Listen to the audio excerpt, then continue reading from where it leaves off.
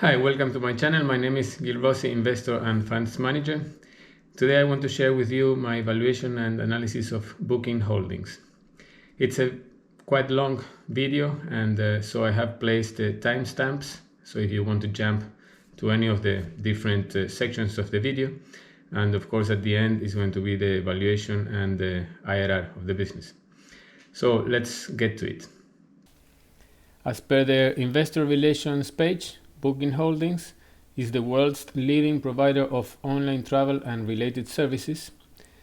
They are provided to consumers and local partners in more than 220 countries and territories through 6 primary brands: Booking.com, Priceline, Agoda, Rentalcars.com, Kayak, and OpenTable. The company was trading at around 2,400 as of the 22nd of October. First of all, let me show you, before we start the analysis, the structure I'm going to use, which is divided into a qualitative and the quantitative portions. The qualitative portion, I study past performance of the business, management, competitive advantages, and financial position. And once the company meets, or I'm happy that the company meets all these criteria, I study the quantitative portion, which includes making projections and the fair value and IRR calculation. So let's go to past performance of the business. Here I want to achieve is the study of the history of the company, including 10 years of financial statements. I will try to understand the business model, its resilience and its durability, and use this as the foundation to later build projections for the next decade. So this is, as it stands today, Booking Holdings and all its brands. And you can see that Kayak has also brands working under the Kayak umbrella, which are Cheap Flights, Momondo, and Hotels combined. And here we can see a summary of the services that each of these provides. Booking.com provides accommodation, ground transportation, flights, restaurants, and activities. Priceline is mainly based in the US and catering to the US consumer, offering these 3 services, and Agoda is similar to Priceline but more catering to the Asian tourist.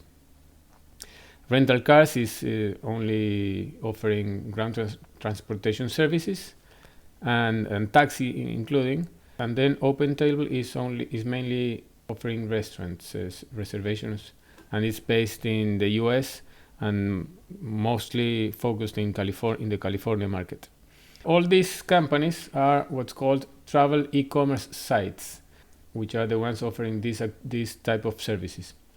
Then we have Kayak, which is known as a review site, also known as meta search, and it's competing with companies like Trivago or TripAdvisor. So what's the description of an online travel agent, or OTA? A simple description could be the travel agent whose primary presence is on a digital channel. And for example, Booking.com is an OTA. It sits between the supplier and the customer. The supplier is the owner of the property, which could be a hotel or a vacation rental or an airline or some other type of owner of a service. The customer is the traveler or the tourist. For the customer, having a service like an OTA has plenty of benefits, like the customer can compare prices, can search among millions of accommodations, flights, etc. in an easy-to-use application or website. For the supplier, they can access millions of users looking for their products, so the products will have increased visibility, without the need to spend on marketing campaigns or on customer relations management services. But of course, it comes at a cost, which is a commission that they will have to pay to the OTA, and also they will lose the customer relation, either fully or partially, depending on the type of arrangement that they have. So these are the drawbacks for a property owner. It will depend on the special situation of each of the suppliers. Some of them, for example, small property owners or small hotels, will see this proposition as positive because the increased visibility is an important benefit that they will have. And then it all depends whether the savings in marketing are lower or higher than the commissions that they are charging. So for the larger owners, chains like Hilton, for example, they already have some of this, the increased visibility. So probably for them, the loss of the customer could be a very important drawback, and they have ways to offer competitive product to the customers. Normally, Hiltons and all these big hotel chains are working a lot in the loyalty programs. So for them, going through the OTA could be more costly. But even so, the Hilton is offering in Sydney here two of their properties. Even if the proposition could be less clear for a big hotel, still part of their supply, at least, they are offering through applications like this on Booking.com. If we see a graph here with the Booking Holdings property count in Booking.com, we see how they have been growing. So more people, more owners have been listing their properties and their hotels in Booking.com at quite a high rate of growth. So this means that at least it seems that the proposition of the Booking.com or the OTA's service is quite enticing for owners. Here we can see that in this is due to the pandemic. Some of the owners removed their properties, and we'll see that we see signs of recovery now. Let me show you the global travel and experiences spent by category to have an idea of the market. You see here accommodations, air, car rental, other transport and experiences.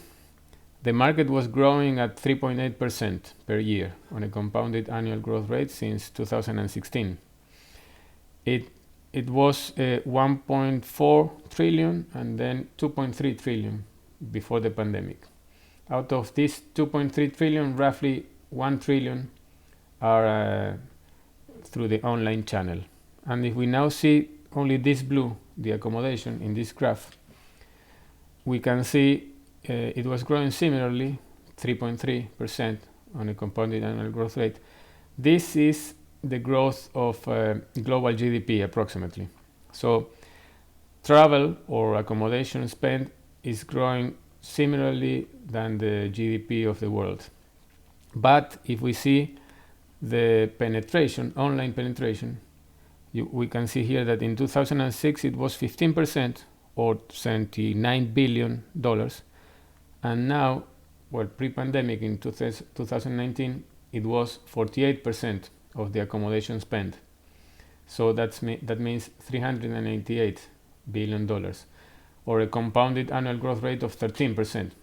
So of course we can see here that the penetration of online is growing.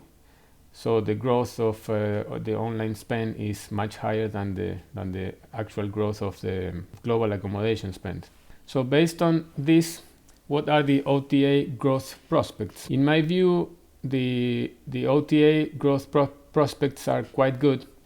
They have many tailwinds, let's say, working on their favor. One of them is the number of people comfortable using online services is growing every day. And this has been accelerated by the pandemic, because the pandemic, what happened is that consumers can only window shop for holidays online during the pandemic.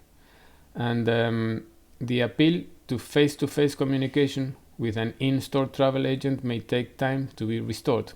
So what happened with the pandemic is that more people was using or was forced to use the OTA system, and I'm sure that many of them are going to stay using this same service. Then we have the internet penetration is growing around the world, and as young generations preferring online channel replaces old generation, this is also another tailwind, and we can see it here. For example, you see this is divided in age groups.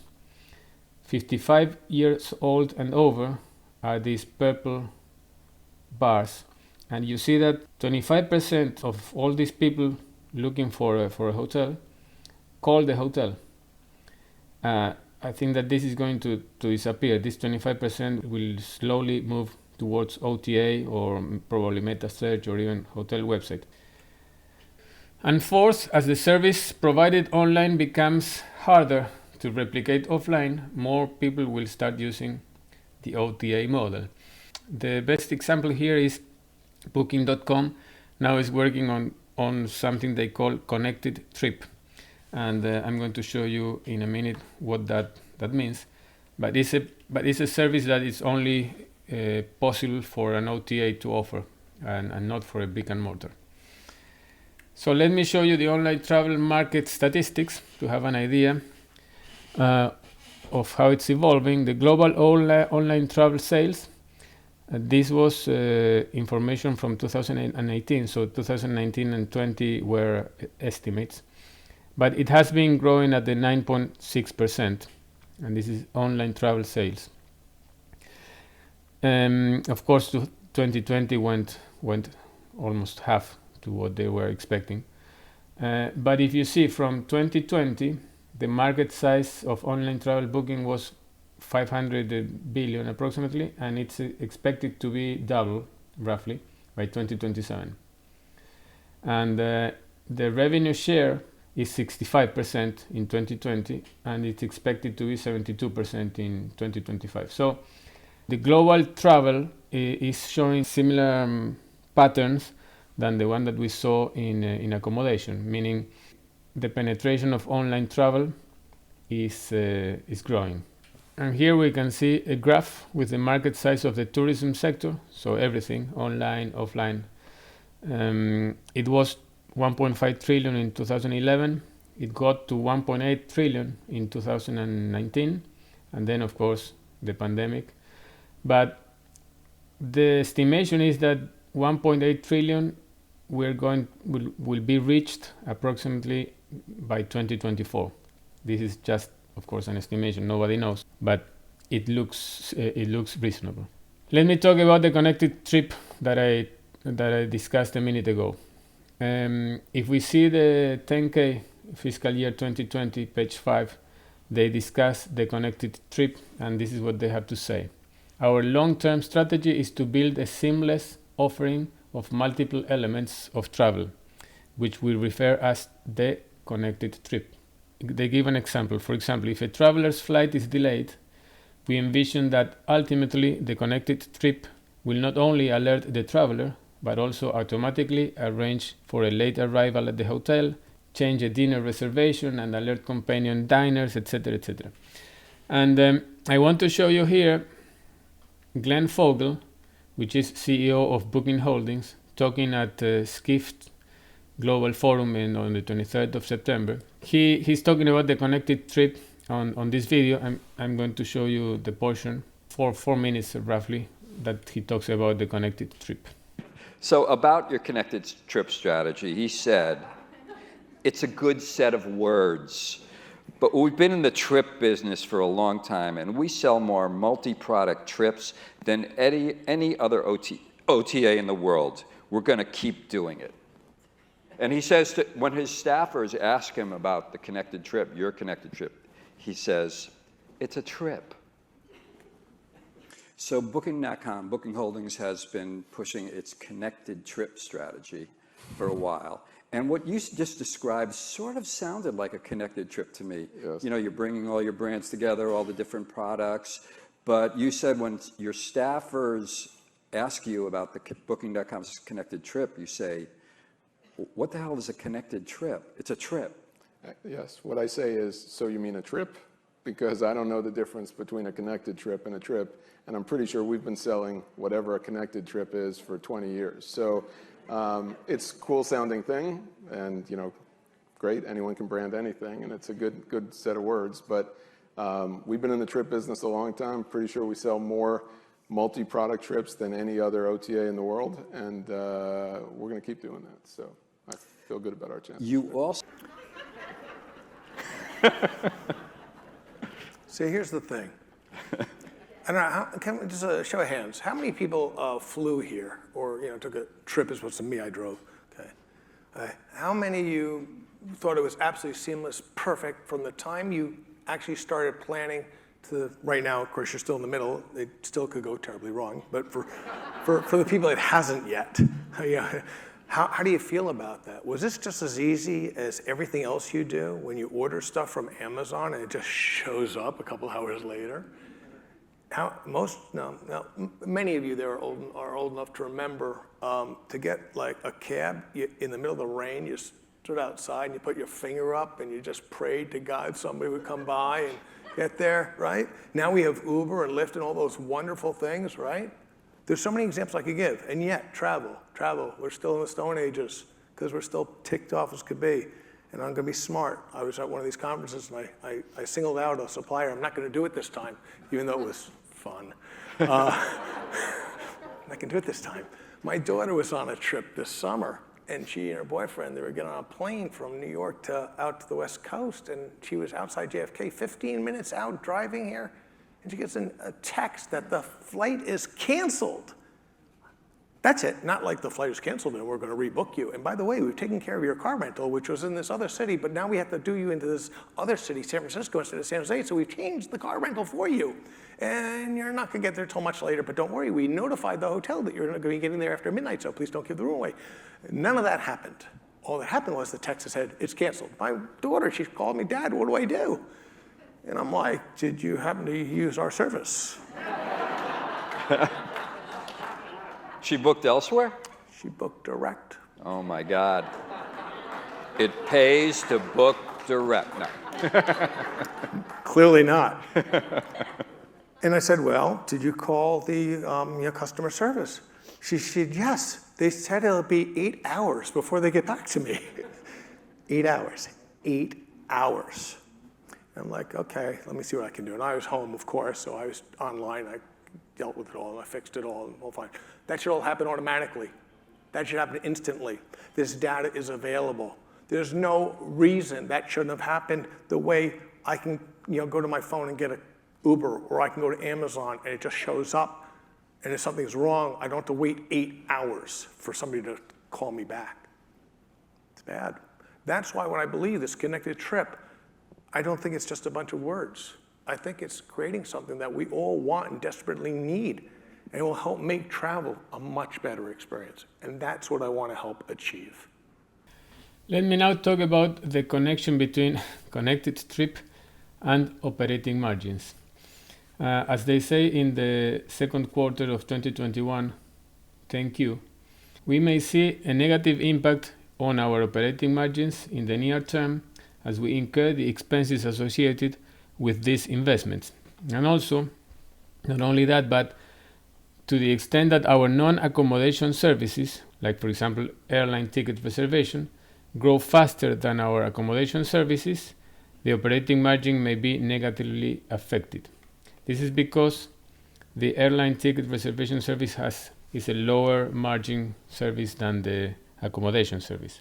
If we see here, for example, the units sold per quarter, we have room nights, here the blue, then we have airline tickets, and we have rental car days. Look at what I want to show you here is, of course, the pandemic was its noise, but if we see pre-pandemic, airline tickets sold was roughly 2 million. It's in this axis. And now it jumped to almost 4 million. This is, I think, as a result of this connected trip that we are talking about.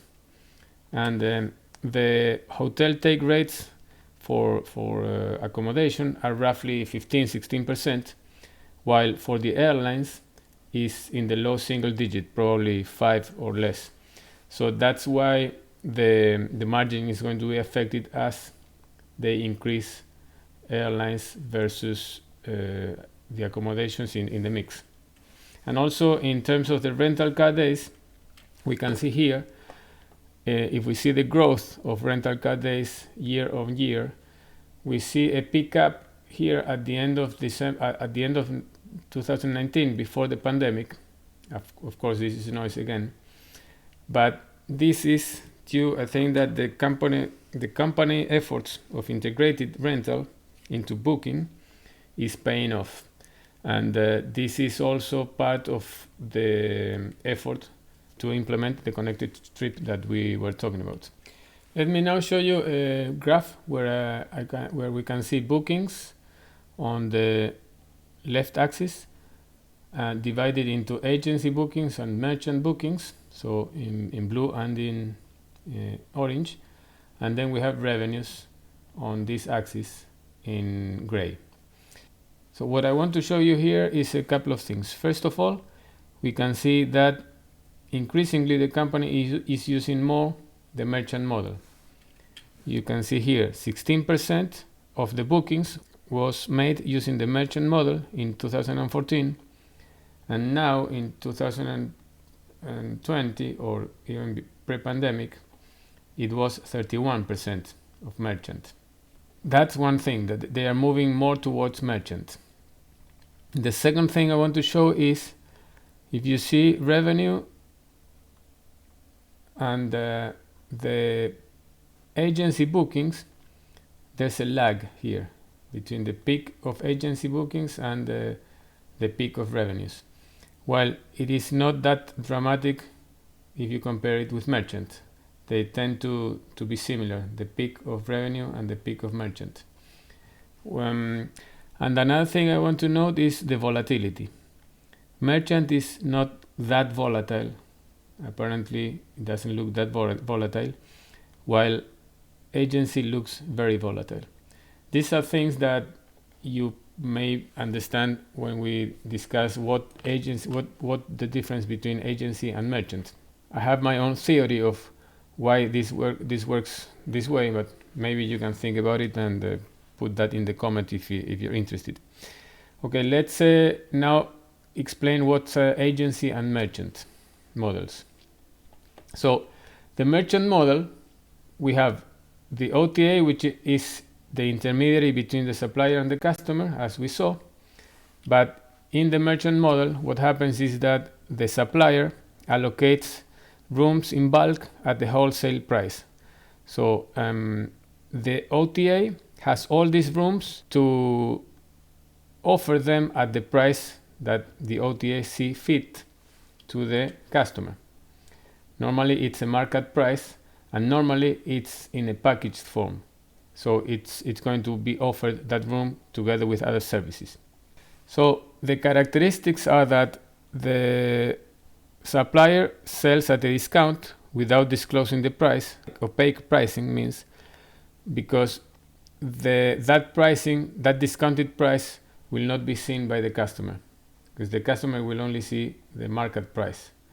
So this is used by suppliers normally when they do not see a probability that some of the rooms are going to be allocated directly to customers, and so they say, okay, I'm going to offer all this floor, let's say, to the OTA at a discount, and then the OTA will see how they sell it.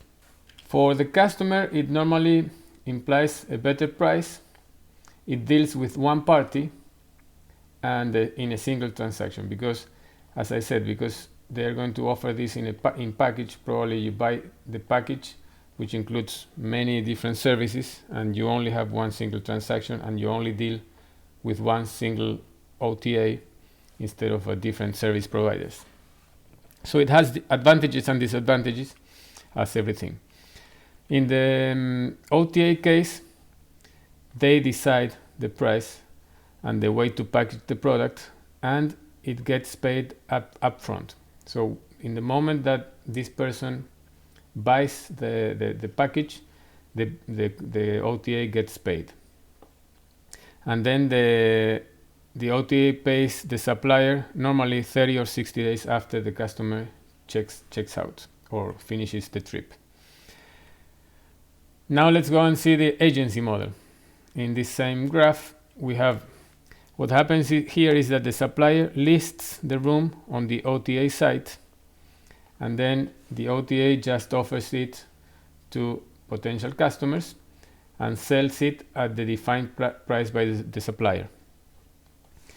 So the supplier controls the final price and the relation with the customer to a certain degree, because as there is no payment upon booking, the payment takes place at the hotel, so there is certain relationship between the customer and the supplier.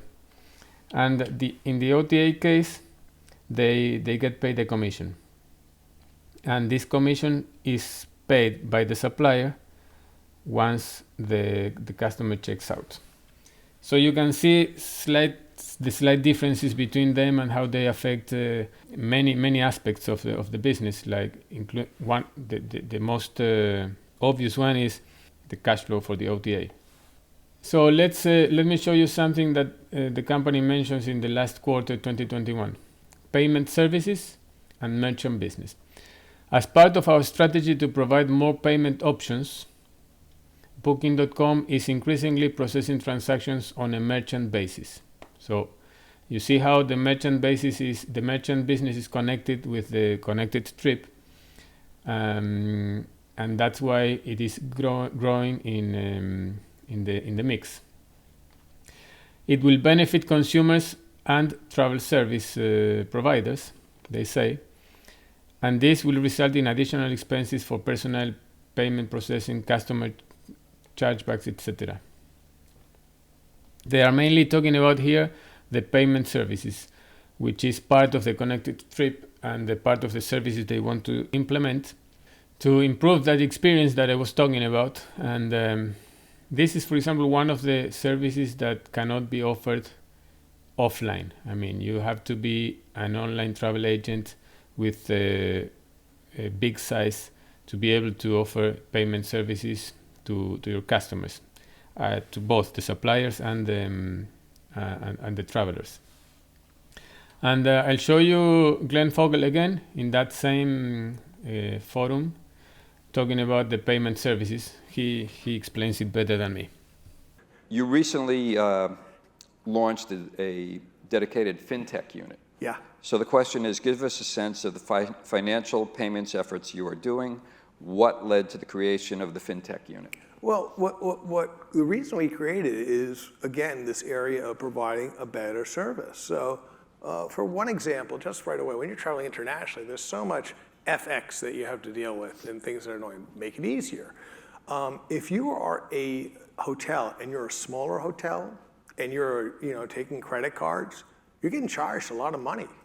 And I'm thinking to myself, well, we have volume. We can do that cheaper. Why don't we help the hotels out? We'll do it. We'll do it for them. And we'll do it in a way that's cheaper than they would do on their own. You'll be processing the credit Well, card? why not do something like that? Yeah. And then you come up with things, I assume is familiar with how exciting this buy now, pay later type companies are doing right now. Well, that too, I mean, we used to have, remember, well, you may not be my age. Well, this is back when I was peaking, way back. You have a thing called Christmas savings thing for your Christmas travel. club. Yes, exactly. So you save money, so you have enough money so you could then travel at some point. Well, now there are a lot more different ways to be able to use credit and stuff. So there's so many things that we can do here. And the idea is create services that are good on both sides of the marketplace and make some money while we're doing it. That's what we're trying to do. And are some of these things taking place now? Does Absolutely. the company offer some of these? Yeah, I'll give you an example. So again, we live in the US, so, well, not all of us, but some of us do. And it's fairly easy, credit card, it's all fine, not a problem. But let's take and I give this example because it's an easy one. You're in China and you do most of your payments. Let's say you're using Alipay or WeChat Pay or something like that. And you go traveling in Europe and you go to a small hotel in Switzerland. You think they're gonna take that? They're gonna say, what's that? I don't know how to do that. And they certainly don't want to spend the time, energy, effort, money to set up all these different types of payments.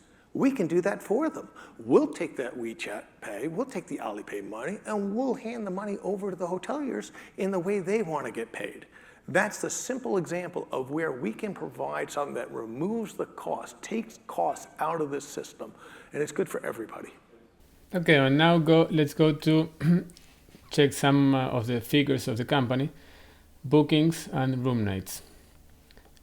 Gross travel bookings, you can see it has been growing at a 14% compounded annual growth rate since 2014, from 50 billion to almost 100. And of course, in 2020, it dropped substantially.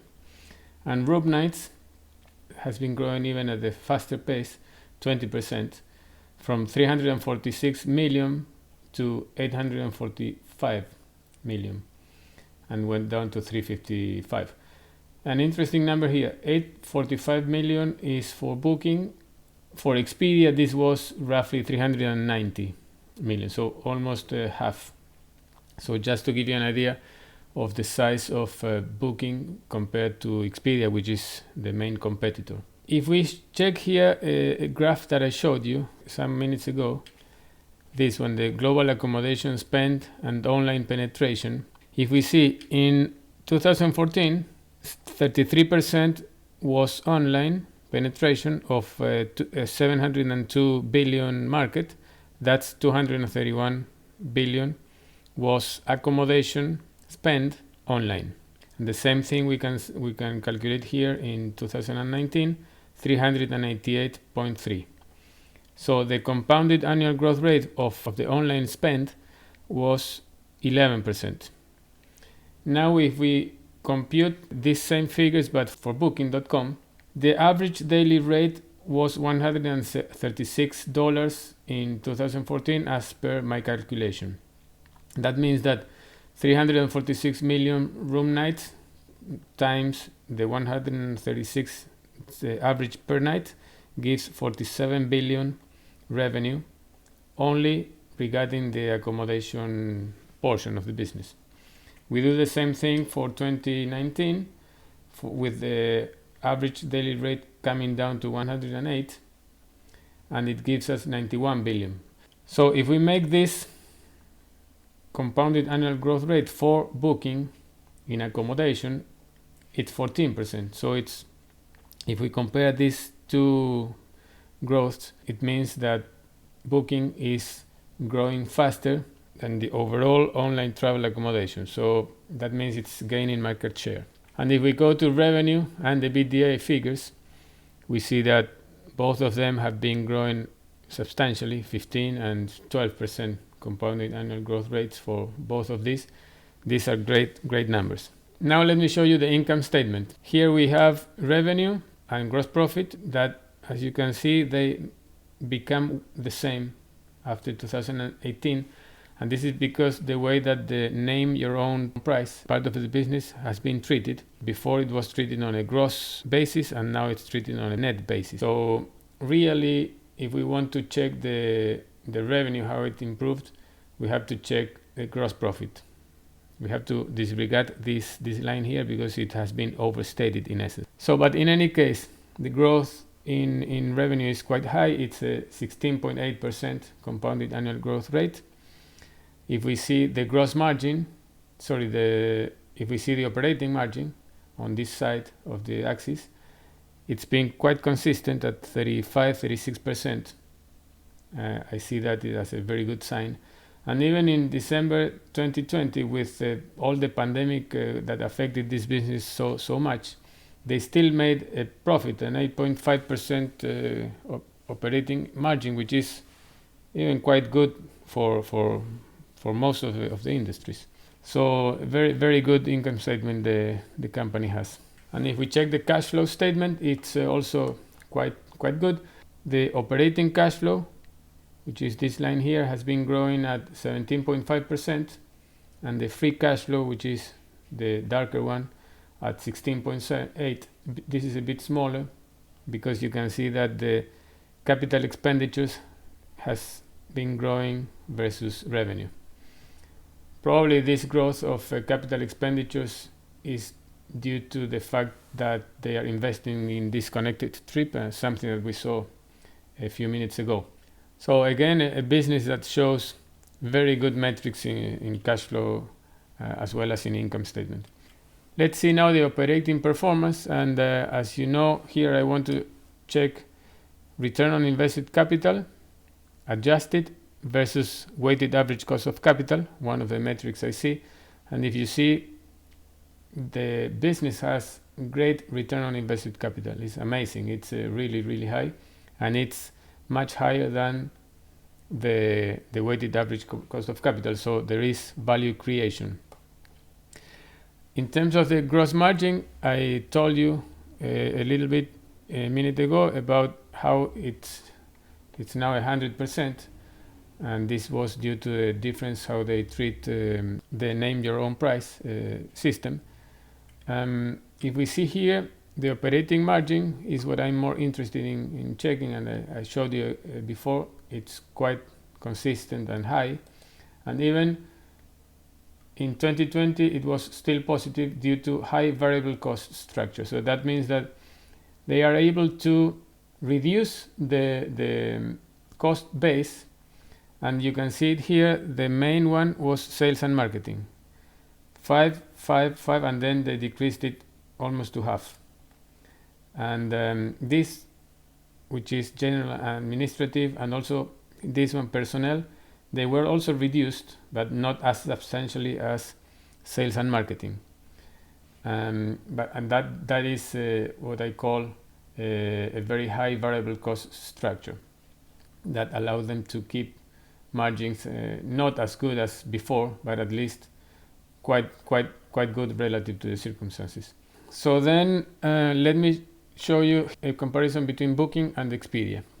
In these 4 graphs, we see free cash flow as a percentage of revenue for Booking in blue and for Expedia in orange. And you see much better numbers for Booking.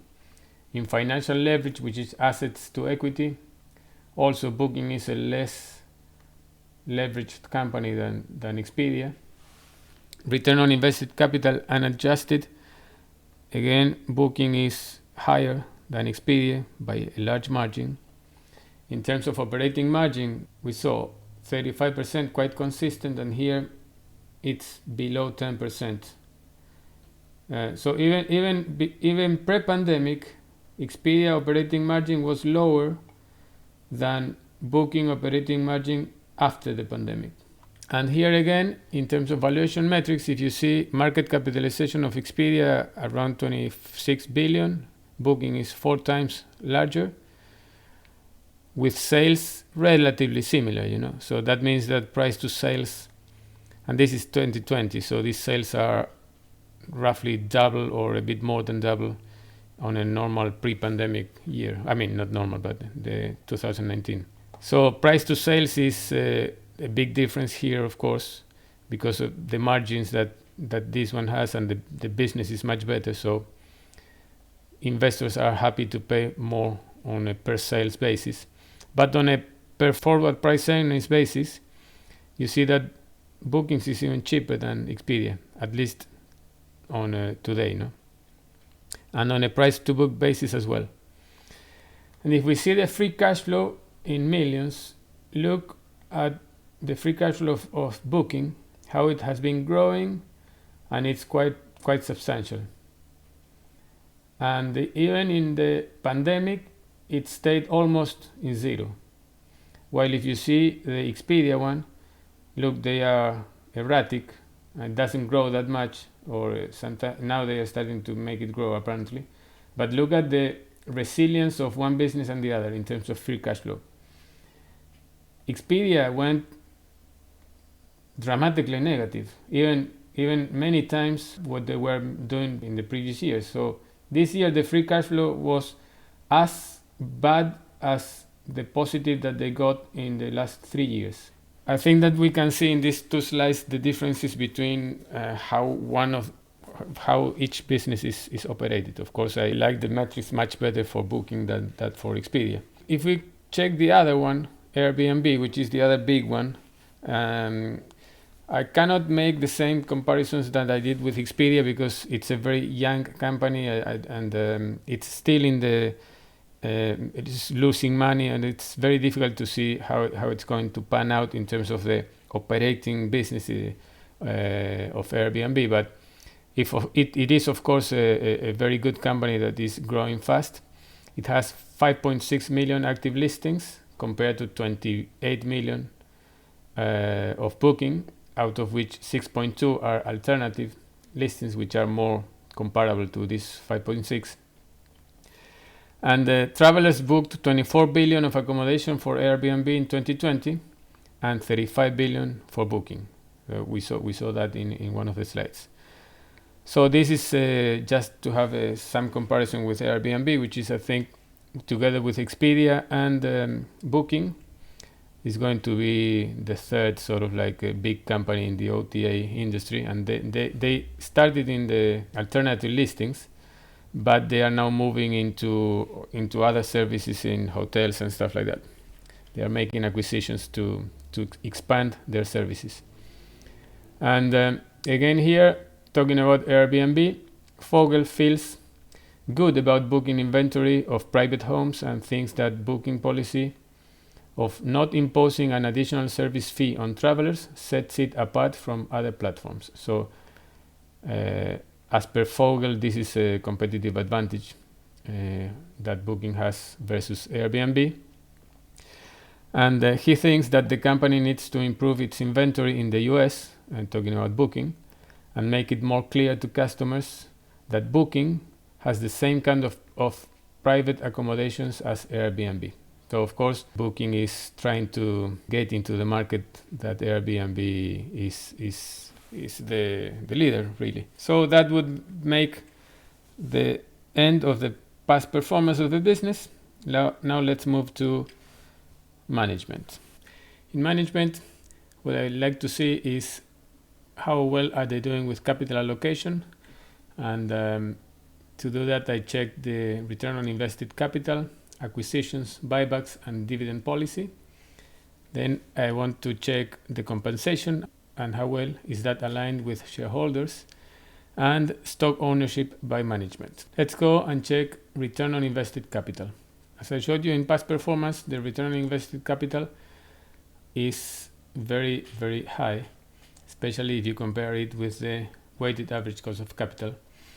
And every time return on invested capital is higher than the weighted average cost of capital, that means that the company is creating value. So unfortunately, for companies like this one, which do not require that much capital, which could be good, of course, but when you have a company with such a high return on investing capital, you would prefer to have, for the same return, as highest as possible than the amount of capital that you are employing, and therefore the value creation is larger. But okay, in this case, to give you an idea, if we see the cash flow statement that I showed you, we see that the difference between these two lines is the capital expenditure. So it's the amount of money, the amount of capital, let's say, that they are pouring into the business to put it to work into these high returns. And this is a tiny amount, as you can see, or you can see it here in negative, which is the capital expenditures. And if we add all the capital expenditures for the last 10 years, since 2011, it has been only 2.1 billion. The capital invested in the company that receives this return is also the capital that they employ in acquisitions. And in this case, and I am showing here the cash acquisitions, but it should include all acquisitions, from 2011 is 4.4 billion. So this is the capital that they have employed in the last 10 years, which is, even though it has been put to work at very high returns, it's not a substantial amount of money that you can create in value. Of course, every year the capital invested in the company is going to provide this type of returns, and that my calculation is that the capital employed, at least as of December 2020, is 4.5 billion. So every year the company will create value depending on the year, but roughly, let's say 50% of that, so $2-3 billion per year of value creation every year. And of course that will grow because this capital is growing, even though slowly. In any case, the levels of return are really outstanding. If we go to acquisition, this is a list of the acquisitions since they started. The company started with the creation of Priceline.com in 1997. And then they acquired some companies. The most important company that for me has been the acquisition of Booking.com and Active Hotels, both of them in Europe. and for $160 and $130 million, respectively. So successful has been Booking.com acquisition that in 2018 they had to change the name from Priceline to Booking.com. It can be said that it's been one of the best acquisitions of all time, probably in the internet era, or at least in the last few decades. And if we see some comments from some analysts, Booking.com deal was far and away the most profitable acquisition in the travel space in the 2000s. And then another equity analyst, Priceline's acquisition of Booking.com in 2005 has been the most profitable acquisition in the online travel space over the past decade. So it's, in my view, it's in the same league as the acquisition of Instagram by Facebook and the acquisition of YouTube by Alphabet. So, and then they kept making acquisitions. In 2007, they acquired Agoda to cater for the Asian tourists, as I mentioned, rental cars.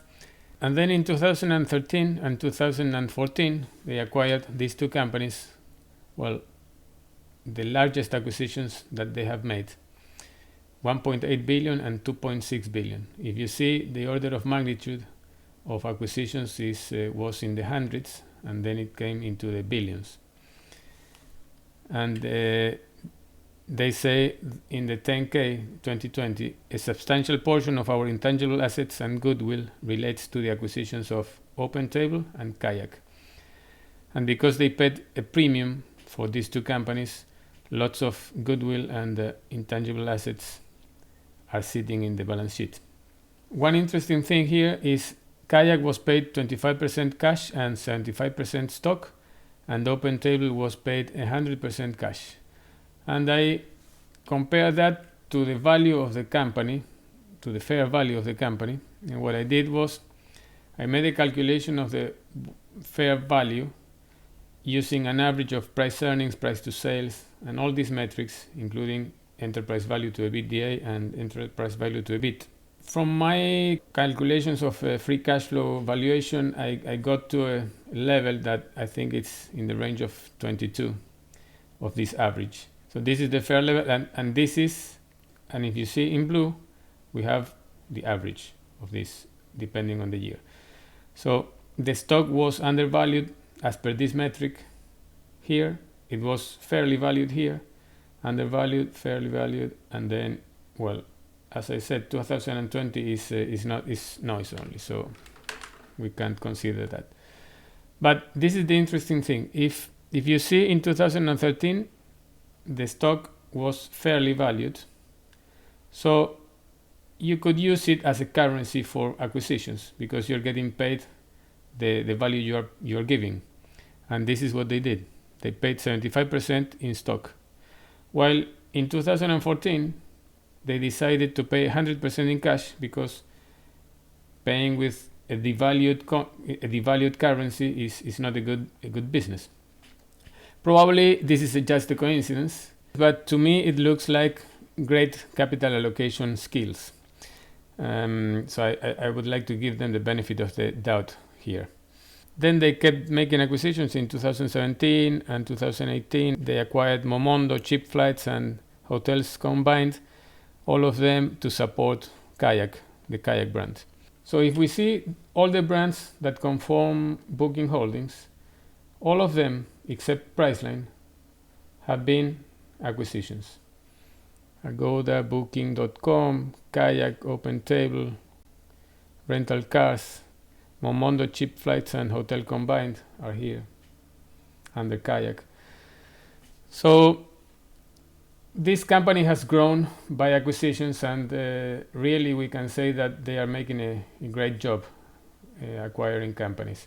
So I am happy with the way they're using that capital to make acquisitions. In terms of investments, they've made some equity investments in Didi Chuxing. In 2018. Didi Chuxing is a leading ride-hailing service in China. And in 2017, they invested in Meituan, which is a leading e-commerce platform for local services in China. So it includes restaurant reservations, delivery, hotel bookings, entertainment, etc. It's like Meituan Dianping is China's leading e-commerce platform for services. It's a platform that uses technology to connect consumers and merchants, meet people's daily needs for food, and even extends to border lifestyle and travel services. Its daily lifestyle services include on-demand delivery, in-store dining, hotel booking, movie ticketing, transportation, bike sharing, and car hailing, to name a few. And now we'll show you how the whole thing works. And I think that these are wise investments because they are related to travel and to what they are offering around the world, ground transportation, etc. And it's a way to get into the Chinese market without having to make a direct investment, which is difficult. They have also in the Chinese market invested in Trip.com, and they have bought convertible debt securities, which they haven't yet converted into equity. This is another good investment to get into China because the Meituan investment, there is a relationship with Agoda. So there is not only an investment, but also a commercial relationship with them. So I think that this is a very wise way of using money as well. Then in terms of returning capital to shareholders in dividends and buybacks, if we see how they have been using the cash flow, you see share issue buybacks, and you see in gray here, the gray column is in buybacks. 2020, they bought only up to the first quarter, and then they stopped after the pandemic. 2021, they haven't repurchased any stock because of the pandemic. Of course, they want to be more clear on how the recovery pans out. In terms of acquisitions, I showed you, this is cash acquisitions. And again, let me show you, because buying back shares is good when you buy them at a discount. So if we go back again to that valuation metrics I showed you before, and the fair value that I calculate with averaging all these metrics, you see 2013, very little what they bought. And here they made this acquisition, but in 2015, the stock was undervalued, and they bought back quite a chunk of shares. 2016, even though they had accumulated free cash flow, and they had a lot of free cash flow, they pared this down. And look, it coincides with the stock having appreciated. In 2017 and 18, they reaccelerate repurchases, and 19, when the stock goes down again to undervalued. So, as I said, it could be a coincidence. It doesn't seem to be a coincidence to me. It seems to me they are very savvy in using cash in buybacks and also in acquisitions. And they don't pay dividends, which is something I also like. As you may know, I am not a big fan of dividends. One day I will make a video as to why I think that way. But even if the company is not paying a dividend, is returning cash to shareholders, 23 billion in the last 10 years, has been used for repurchases. So an average of 3% buyback yield. So now I think capital allocation is ticked. So let's go to compensation and see if it is aligned with shareholders. One thing I want to note first, I'm going to study the compensation of 2019 because the compensation of 2020 has been changed due to the pandemic, and it's not representative of the compensation. But one thing is worth mentioning of that change. The CEO voluntarily declined his salary beginning March through the end of 2020. And the executive vice president and CFO also reduced their salaries by 20%.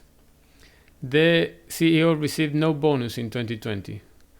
And then the CFO and the executive vice president received 70% of the targets. So even though these actions had little financial impact for the company, I think it's a good gesture of leadership and empathy. And also the same happened with the chief executive officers of the brands. They voluntarily decline their salaries. So this is good to see. If we now check how the compensation is composed, it's quite similar to companies of this size: base salary, a bonus, and long-term equity incentives. We see that the bonuses are based on 50% compensation revenue and 50% compensation EBITDA. Compensation EBITDA, really EBITDA adjusted for matters so that it represents as much as possible the real impact of management performance in the results. For example, they exclude the impact of acquisitions or changes in accounting policies or capitalized costs, etc. And the revenue, compensation revenue, is the same type of adjustments they make to EBITDA, they will make them to revenue. So if acquisitions are off here, they will be off here as well.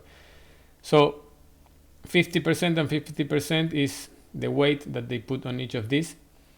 And then for the long-term equity incentives, they have compensation EBITDA only as the metric. And then let me show you this table to explain a little bit how this works. In the bonus, for example, they have compensation EBITDA and compensation revenue. These are target. This is the growth for target. This is the maximum. And this is the actual. And you'll see 4.1 growth was the actual for EBITDA. So it was more than target. But the revenue, which was 4.9, was below the target. So what happens here is that because both of them have to comply with being at target or more. So this year, the bonus pool for senior executives was not funded. And in terms of the performance share units, also similar way, they provide the compensation EBITDA for 3-year period that needs to be achieved. So if it's less than this number, they will not get any shares. And if it is between, they will get some proportion. So if you see in the 3-year EBITDA, and this is not the compensation EBITDA, this is just the EBITDA. So probably, of course, it's different, but to give you an idea, in 2019, the 3-year EBITDA was 16.6 billion. So when they put these numbers here, they are trying to reach at least these levels or more, you see. So I think that this is also good. And if we see the summary, you see that the bonuses are seldom paid because sometimes they are not funded because they are quite stringent. And stock awards, they get every year. Salary is quite reasonable, in line with public companies of this size. And if we see how the compensation is distributed, 96% is performance-based for the CEO, and 91% is performance-based for the other executives. So this is a large number. This, I think, is one of the largest I have seen. So I'm happy with this compensation aligned with shareholders. So let's go now to stock ownership by management and see that. Let's see in this table from the proxy ownership of the shares of the company by executives. The CEO and previous CEO here, they have both similar amounts of stock. In the case of the current CEO, Fogel, he has approximately 84 million invested in the company. And what I could check in the internet is that this is 75% of his net worth, which is a substantial amount. So this is a great vote of confidence for the company. The other executives have smaller amounts, but is, I think, commensurate with their roles and time in the company. So all in all, I'm happy with management. Let's move now to competitive advantages. Booking Holdings has 3 main competitive advantages in my view. Network effect, which is coming from the virtuous circle created between demand and supply, where more demand attracts more supply and vice versa. It has barriers to entry, which is coming mainly from the financial and geographical scale, and its market share. And intangible assets coming from the proprietary technological know-how that not only is difficult to create but needs constant evolution to keep up with innovation. Network effect. Remember that I showed you before this graph where we saw that Booking.com was using the agency model more than the merchant model. At the beginning, in the 2000s, at the early stages of the company, they were using mostly the agency booking method. And remember that one required no upfront payment from the customer. So what I think here that happened is that as Booking.com was using the agency model at the beginning, it attracted customers and tourists because of that characteristic that they didn't have to pay upfront. And in the early stages of the internet, not having to pay upfront was an advantage. That, of course, attracted hotels, and hotels attracted customers as well. So, in essence, it started creating this virtuous circle that I'm talking about. Today, more and more people is attracted via this network effect, and they have 697 million visits in July 2019. So with that many people visiting, even the large hotels, as I showed you, like the Hiltons, are attracted to this platform. As the company gets larger, it provides better services that will attract more hotels and more people. So this virtuous circle will keep feeding into itself.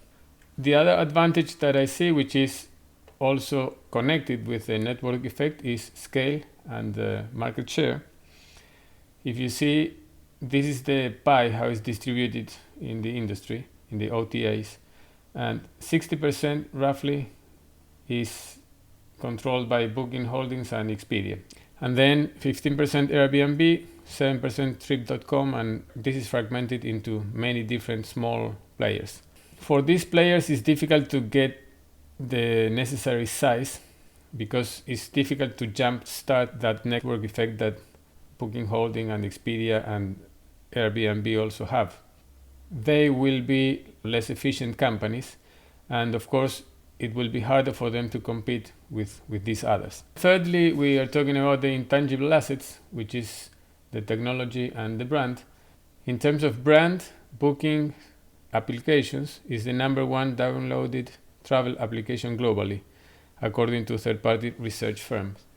And also, Booking is the top 10 travel mobile application in 131 countries, 75 Airbnb, 15 Expedia, and 15 TripAdvisor. So this is as of May 2021, according to App Annie. So this talks about how important or recognizable, at least, this is the brand. And also technology, because to be able to have an application working in so many countries and well is quite hard as well, and it needs lots of technological know-how.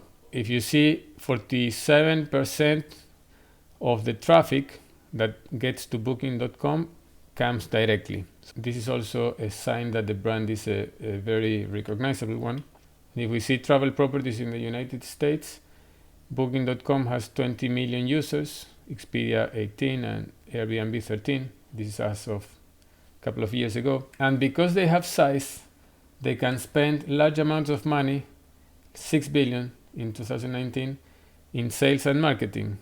That allows them to build the brand. So let's now go to financial position. Financial position, if we see the consolidated balance sheet, net debt position, they have 11 billion in cash, 2 billion in short-term debt, and 10 billion roughly in long-term debt. So in essence, they have, if you add these together, it's a zero position in debt roughly. And also I want to show you here that they have a negative working capital, and this is connected to return on invested capital that we saw before, because they don't need capital to work in essence, because what's happening is that the accounts receivables are 1.3 billion, accounts payable are 1 billion here, and deferred merchant bookings 2 billion. So this is 3 billion that they owe, and 1.2 billion, 1.3 billion that they are owed. What happens here is that they are working with the money of the customers, and this is probably going to be larger, this difference, as they move into the merchant model more and more, I think, because they will be getting paid sooner and they will pay later to the suppliers. So they are in great financial position. I don't see any problem in that. Let's now go to check the projections and compute fair value and IRR of the business. Okay, so this is the income statement, this is the past, and this is my projections. So if you see here the revenue I'm projecting, I'm placing some numbers here so that by 2023 the revenue is going to reach the levels of the pre-pandemic levels, and then after that I make it grow at a 10% going down to 8% as of December 2030. But these projections are not made in the vacuum, because what I'm doing is I'm plotting here the global online travel sales, and this has been the actual sales in billions, and this was a reasonable expectation pre-pandemic of how this market was going to grow at roughly 9.6% on a compounded annual growth rate. But of course this didn't happen, and what happened was this. I am assuming that the sales will recover, but not to the same level as they were expected to be before the pandemic. And if we see here in gray, this is the revenue of Booking.com versus the total, and this is the percentage of market share, we can call it. So what I'm doing for projections is making sure that the sales of Booking reach similar levels of market share than before, so 14% roughly. So now I'm going to tell you a little bit about how I came with this projection. So, and what I'm doing is I'm basing my estimations on different companies. So if we see Astute Analytica in an article was saying that the online travel agency market was expected to be 1.5 billion by 2027, which is a growth of 13.1% from 21 to 27. And this is 1.5 by 2027, 1.5 trillion is roughly here. And this is what I am assuming. Then we have Market Watch pre-pandemic. They were assuming by 2023 1.13.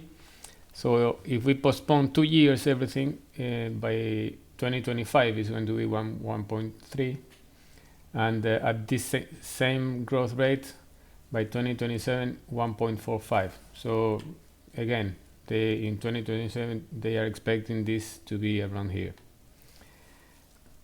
And Statista also, OTA market expected to be 830 billion by 2025, and Verified Market Research, which also was a pre-pandemic study, by 2028 they expected 1.8 trillion. So if we postpone 2 years, let's assume 1.8 trillion by 2030. So if we plot in this graph all the articles I showed, and we add this one also, which is another one I saw, you see that most of the projections are over what was expected and much higher than what I'm expecting. But I am being reasonable here and trying not to be so rosy. So this is my assumption. So, and this is how I check that the revenue is in line with the expectations of the whole market. Then the other assumption I make is the operating income. I am assuming a margin. Of course, until recovery it's going to grow, but from December 24th to December 30th, 2030, it's going to be the same as the average, roughly 36% of the past 10 years, which I think is reasonable. And then depreciation and amortization, I follow the same ratios to free cash flow as in the past. So that's how I compute the EBITDA. From 2023 to 2030 is going to grow at a 15.1% compounded annual growth rate, which is lower than what happened in the past 10 years. And so this number here, 11,229, is what I'm going to use for valuation purposes in a minute. And then if we check by December 27, my EBITDA is 9 billion. And I want to show you a comparison I have here. By Credit Suisse, this is the model that they are using, is 10 billion. So they are a little bit more rosy than me in terms of EBITDA. And this is in graphical form. We see here the revenue. It's good to see in graphical form sometimes because you check whether it pops to the eye, whether there's anything unreasonable. And this is the EBITDA and the number that we'll use for valuation purposes. Now let's go to the cash flow. I do the same thing. This is the past. And in the future, what I do is I try to get to the same levels of operating cash flow that they had pre-pandemic by 2023. And since from here onwards, what I do is I make it grow at a 15% and then that growth coming down to 10%. All in all, from 2023, that means a growth of 12%, which is lower than what happened in the past, so seems conservative. And then capital expenditures, what I do is I check what has been the capital expenditures to revenue in the past, and you see this percentage, 1 going up to 4.21, the maximum. So what I do is, to be conservative, I use 4% all the 10 projected years. I subtract from the operating cash flow these capital expenditures and I get free cash flow. And here I have capital expenditures to depreciation. I want them to be the average of the past 10 years. And this is what I was using in the income statement. So this is the free cash flow I am assuming. Again here, this number, 11.3 billion, is what we're going to use for valuation purposes. And again, let's check the Credit Suisse model. 8.2 billion is my expectation of free cash flow, and their expectation of free cash flow is 9.7. So again, I am a bit more conservative. I'm not saying that this is right. It's just to have some other benchmark to check, which is sometimes is good. And here it's the cash flow statement in graphical form. And again, we can see this was what happened in the past, and this is after the pandemic, of course, and this is what I'm expecting, which seems reasonable, especially because capital expenditures, I'm putting a very high level of capital expenditures, as high as they have had in the past in terms of capital expenditures to revenue. So with that, we can calculate the IRR and the fair value, because I have this EBITDA for December 2030 and free cash flow, the numbers I just calculated, and I use this ratio for EBITDA and for free cash flow, and I'm going to show you how I arrive to these numbers. So the EBITDA ratio, what I'm doing is I'm taking an enterprise value to EBITDA for the past, and I'm using the average pre-pandemic, which is 18.32. So this is why I'm using 18 here. And the free cash flow, if we do a quick free cash flow from 2030 onwards up to 2040, and I assume 10% growth and then going all the way to 5% and then 3% in perpetuity, I use a 9% weighted average cost of capital, I would end up having an enterprise value which is 24 times this free cash flow that I'm using at the start. So if I use 24, what I'm essentially doing is assuming that this is going to happen to the company in the future, which is reasonable, I think. So using 24 and using 18, I come to an enterprise value for each of these two metrics. I have a little debt, so market cap is going to be similar. Weighted average stocks outstanding, I am keeping it at the same level as it was in 2021. So dividing this by this, I get what would be my expected price, let's say in 2030, for each of these metrics. And then I do an average, a simple average between these two. So my expectations based on my assumptions is that in 2030 the price of booking is going to be around 5.7 thousand. So this is what I'm going to use now for the calculation of the IRR. This is the cash flow that we will have if we invest today at today's price and we sell in 2030 at my expected price for the stock. And along the way we're going to receive free cash flow, but I am adjusting this free cash flow for the shares that are going to be issued for stock compensation. And here I'm going to show you how I come with this free cash flow per share. So if you see here, in the past, this blue bar shows on this axis the compensation based on market capitalization. So it's been the maximum in 2018, it was 0.4% of market capitalization. So what I'm going to do is assume a 0.4% of market capitalization as compensation. So this adjusted free cash flow per share in this case is the free cash flow, I subtract stock compensation, and I divide by the number of shares, and this is what I get. So if I calculate the IRR of this cash flow, this is what I get. Paying 2.430, which is this number, I will get a 13.6% IRR. So I can be paying, let's say, up to 130% of the today's price, which is 3,159, and still get my hurdle IRR, which is 10%. I think that this could be the fair value of the stock, around $3,100. That concludes the evaluation and analysis of Booking Holdings. I hope you like the video. If you do, please give it a like. If you haven't subscribed yet, please do so, and click the alert button so I can send any notifications when I upload any videos. And please leave a comment. I'd love to hear your input, anything that has to do with investments, my approach, whether you think that there's anything that I could do to improve these videos, probably make them shorter, and anything at all would be really great to hear from you. So thanks very much again, and hope to see you in a couple of weeks for another valuation video. Bye bye.